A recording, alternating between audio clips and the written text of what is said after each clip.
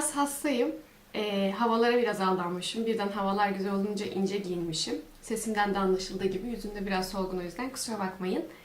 Bugün sizlerle festivallerde, partilerde uygulanan böyle doğal çil görünümlü aslında dövmeleri yüzüme uygulamayı deneyeceğim.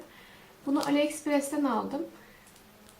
Tam olarak bu şekli almadığımı düşünüyordum. Bu geldi. Biraz Hint temalı oldu ama şuradakini muhtemelen uygulamayacağım.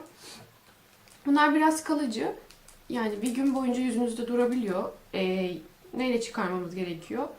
Bebek yağıyla ya da alkolle diyor. Deneyeceğiz bakalım nasıl olacak. Yüzüm zaten biraz solgun. Yüzümde de makyaj yok. Ay, şöyle tek parça. Şimdi nasıl uygulayacağımı bakacağım. Yüzünüzü temizleyin. Cildiniz kuru olacak. Şu üzerindeki plastik şiti ayırın diyor. Yüzüme uygulayacağım. Daha sonra 20 dakika boyunca bastıracağım. Evet. Yüzüm belki yağlanmıştır vesaire diye.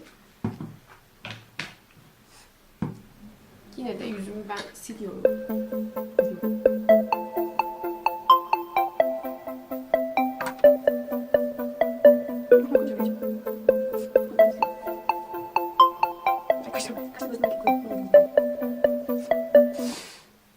Ay, çok hastayım.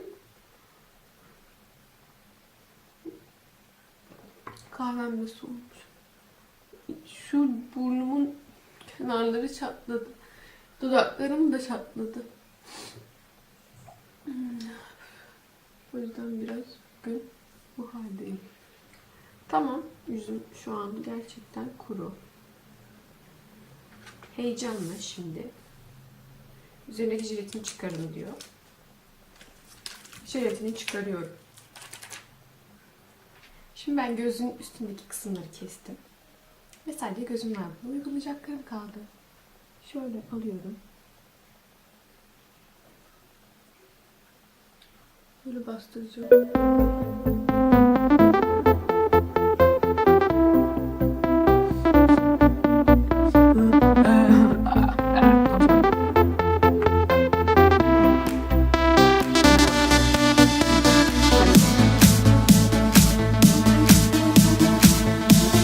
Bir dakika kadar bekledim. Hatta bir dakikadan fazla bile olabilir. Şimdi üstünde 20 saniye diyordu sadece. Şimdi çıkartıyorum bakalım. Oh my god.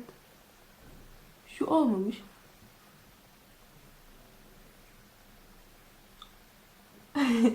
Üst üste binmişler. Ay, inanamıyorum. Ya şunlar gelmemiş. Bunlar da gelsin. Niye gelmediniz? Siz de gel. Elime geldim. Sen de gel şöyle.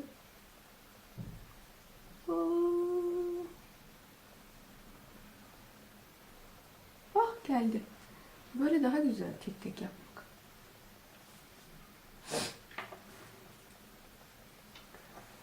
Çok, çok komik oldum ya.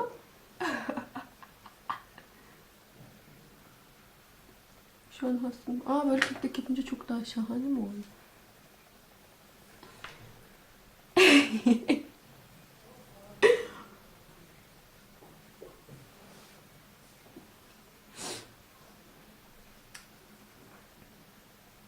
Yok. Yani bir yerde bir şey yaptık, hata yaptık. Çok kaliteli değil. Biraz aşağıya mı yapmış olabilirim? Biraz aşağıda kaldı. Benim çiller biraz aşağıda kaldı. Siz ne düşünüyorsunuz? Ben şu an şok. Yorum yapamadım. Benim için değişik bir deneyim oldu. Yüzüm Dalmaçyalı köpek gibi oldu. Belki daha kibar noktacıklar olsaydı daha mı güzel dururdu? Onu da bilemiyorum. Ama bildiğim tek şey var. Bu çillerle, bu dövmeyle hiçbir festivale, partiye gidemeyeceğimdir. Siz de çil seçimlerinizi ona göre yapın diyebilirim ancak size. Çillerim ve ben aranızdan ayrılmak zorundayız maalesef ki. Umarım video hoşunuza gitmiştir. Size bir ders niteliğinde ilham kaynağı vesaire olmuştur. Beğendiyseniz beğen butonuna tıklamayı ve kanalıma hala abone değilseniz abone olmayı unutmayın lütfen. Eğer zile de tıklarsanız videolarımdan anında haberdar olabilirsiniz. Bir sonraki videoda görüşmek üzere. Hoşça kalın.